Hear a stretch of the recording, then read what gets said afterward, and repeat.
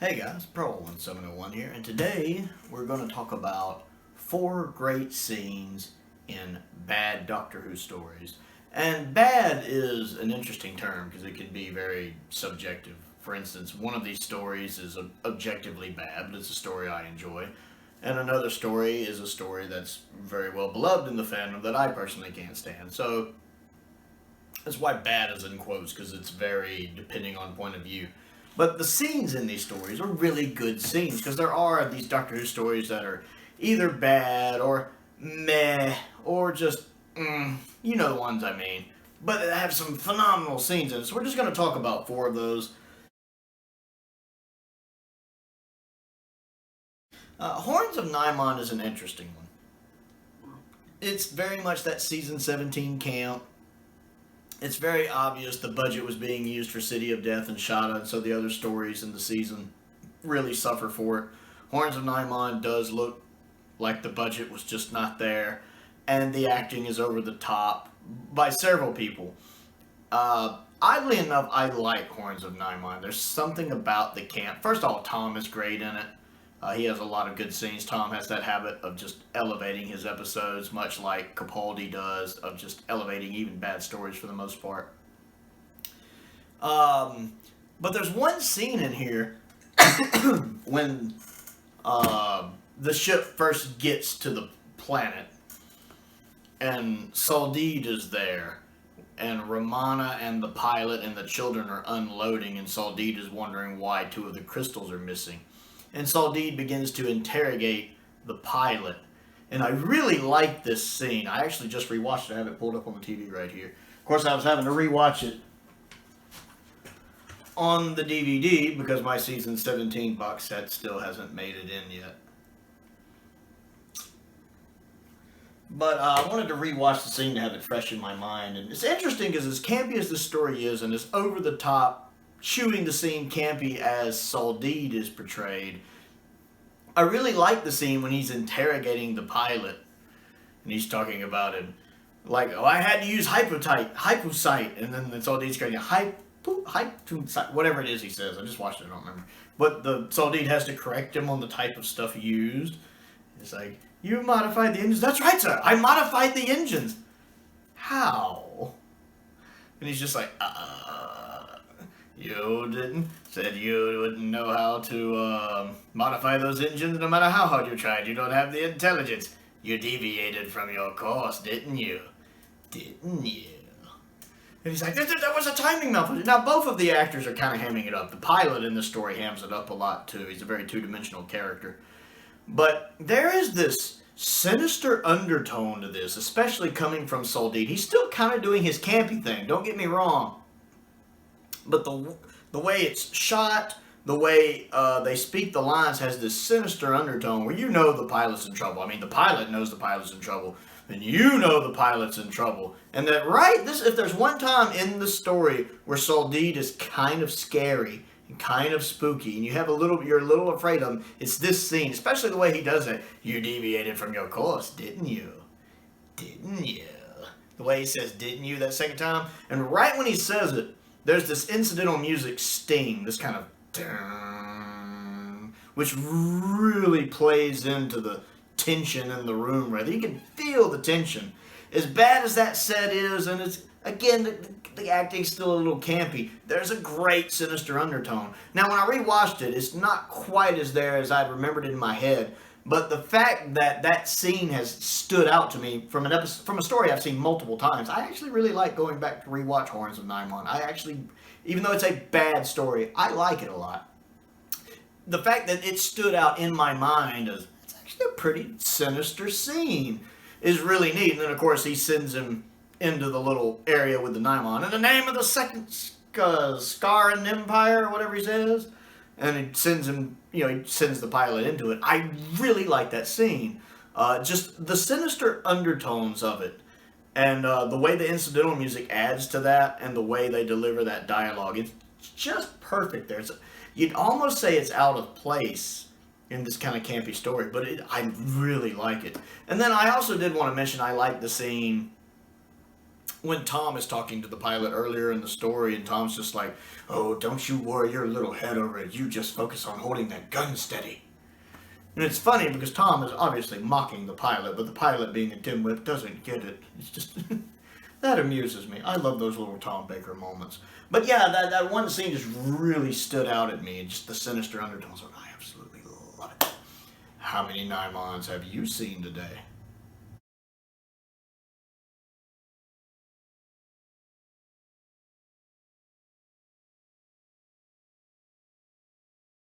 Next up is the Zygon two-parter.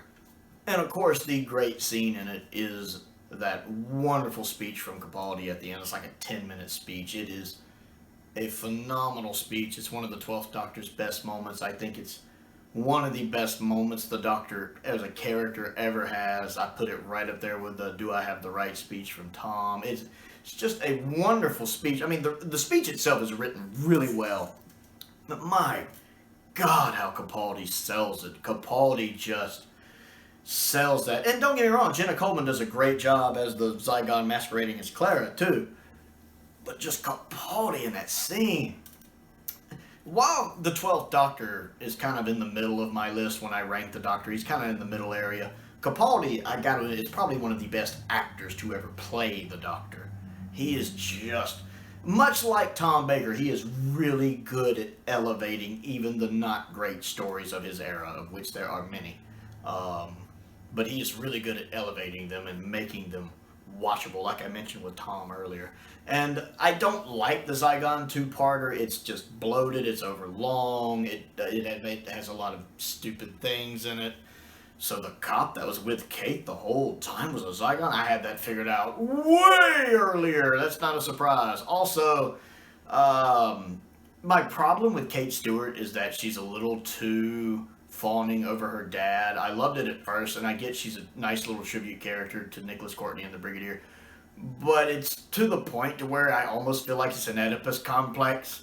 It gets a little annoying. You know, she's like, 5 rounds rapid. I'm like, yes, I get it. You're the Brigadier's daughter. It's like with Harriet Jones when she's always like, Harriet Jones, former prime minister, and everyone's like, yeah, I know who you are. Even the Daleks are like, yes, we know who you are. You know, to the point now when I see Kate and she's like, you know, my family history. Yes, yes, yes. You're the Brigadier's daughter. Yes, I know who you are. And I think that was the point when it really started to bug me. Just absolutely bug me. I know you're the Brigadier's daughter. Be your own character. Don't be in your dad's shadow. Do your own thing.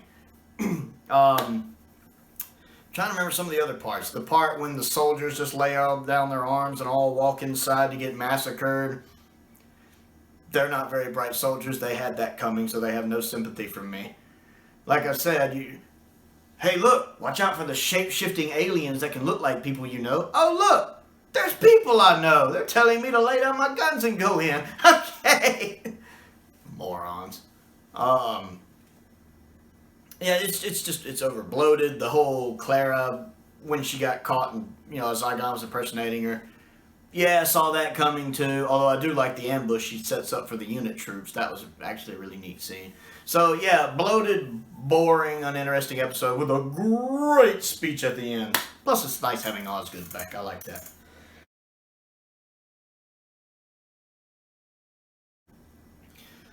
The Girl Who Died. This is another one. I don't know what it was with Series 9 having to do two-parters. And granted, this one, you can't really shorten it down to one episode, because it's more like, instead of being a two-parter, it's more like a story and then a sequel story. You could have actually had some episodes between these two. I don't really get into Ashilda or me or whatever you want to call her, just as a character. I don't really care for the girl who died. I didn't really like the woman who lived. I just don't really care for either one. I find the character uninteresting. I find the stories uninteresting. But that one scene when the Doctor realizes why he has that face that he has is beautiful. I love that. When he's looking in there and it's showing flashbacks to Deep Breath when he's like, who frowned me this face? I've seen it before. Where is it from? Why do I have it? And, and he's looking at it and he's like, oh. And then, it cuts and you see that flashback of Tennant and Donna from Fires of Pompeii. I'll never forget the first time I was watching that and it cut to showing Tennant. And I was like, And then him doing the, come with me, and it's showing Peter Capaldi's character from Fires of Pompeii reaching up.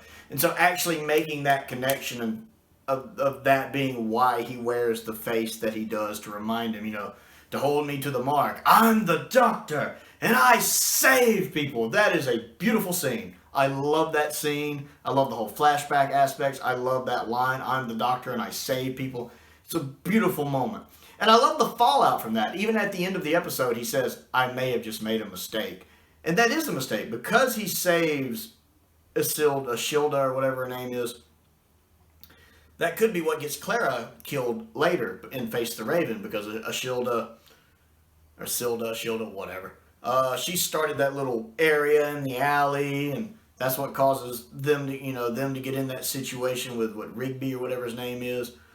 And then Clara has to put the thing on her. Well, she doesn't have to. She puts the thing on her, and she dies. So in a way, Capaldi doing this here, trying to do the right thing, the road, the path to hell paved with good intentions and all that stuff, could be what sets up Clara's death later. Whereas if he had let things be, Clara might not have died there, and they could have kept traveling together, which thank goodness they didn't. So it's another moment of the Doctor trying to do good and accidentally screwing up things for later, which happens. But yeah, that one scene is really, really good scene. And then the last one, this is an episode that's usually well regarded by the fandom. I just don't like it. I mean, subjectively, I don't like it, and I think it has some objective flaws as well. And that is, of course, Vincent and the Doctor. A lot of you who are familiar with my channel, I don't like Vincent and the Doctor. But it has moments. It's not just complete crap. I don't like it because it has one of the worst scenes in all of Doctor Who in it, when he takes Vincent into the future, and it's basically Doctor Who going, good job, Doctor Who, good job. That's the PG version of the part of itself it's padding. And I hate that scene. I hate it. It's literally, if I ever do a list of top 10 scenes in worst scenes in all of Doctor Who, that is on the list. I hate that scene. But there's a couple scenes I like. One is after that, after they drop Vincent back off in the past and they go to the future, and Amy expects things to be changed when she finds, history still played out the way history does. And the Doctor gives her that speech about the pile of good things and the pile of bad things. Because one, it's a very beautiful speech, and two, I think that's a speech everyone can relate to some degree or another. Because life is like that. Life is a pile of good things, and life is a pile of bad things. I think that's a speech everyone can connect with in one way or another. And that whole bit about when they see the pictures of the sunflowers and it's got Amy's name written in it, and they talk about the ultimate gender. It's a beautiful, beautiful scene. I love that scene, especially since at this point Amy has forgotten about Rory, and so she kind of has this connection with Vincent that's almost like the beginnings of a potential relationship that could have happened if things happened differently. There's definitely that bond and connection between them where a potential relationship could have grown, I think. And that really works well with them. And then I also really like the scene at night when they're all laying on the ground looking up at the stars, and you see the stars basically transform into the Starry Night painting. That is a beautiful scene, beautiful image when you watch it transform. Because I do like Van Gogh's work, and I absolutely love Starry Night. I think it's a beautiful painting. And I like the idea that Vincent sees the world in this wonderful, magical way, in these vivid, wonderful colors. And that even though, Vincent is different, and even though he has his problems because of that, and his negatives and his depression, that he also gets to see this magnificent world and all these colors that most of us don't get to see, and that's a gift. And I absolutely love that. I love, the episode does a good job of portraying Vincent as a character, and I think it does a good job of portraying depression as well, because depression isn't just, one of those things where somebody's really unhappy and then you get them over it and they're fine. That's not how depression works. And that depression can be one of those things where somebody can yo-yo, and they can be really, really happy, and then they can be really, really down, and it goes back and forth. It does a really good job of showing that. Like I said, the episode does have good parts. It has a couple things that really grate on me, like the alien being a giant rooster. I hate when aliens are just animals from Earth that are bigger. That really bugs me. The Jadoon get away with it just because I love the Jadoon, but for the most part it bugs me, especially here when it's just a giant, bad CGI rooster. Really puts me off. But then that ending when Vincent goes to the future kills the episode for me. But those two scenes are really beautiful and really touching, and it does make the episode rewatchable. It's not an episode I put on my I can never rewatch it list. It's definitely rewatchable. It's just one I only go back to rarely. So yeah, that's 4 scenes in bad Doctor Who episodes that I really like, even though in a couple of them I mentioned more than one scene. But even these stories, whether I think they're bad or whether the fandom thinks they're bad, they do have scenes in them that really work and that really make them rewatchable. So that's my thoughts on that. I would like to know what you think of these stories and of this video, and perhaps maybe some scenes and stories that you like the scenes but you don't really care for the stories, but those scenes kind of make the story worth watching for you. So comment down below and let me know. I always enjoy hearing from you guys. Other things to do: click the like button, click the subscribe button, click the bell for notifications so you never miss out on another video.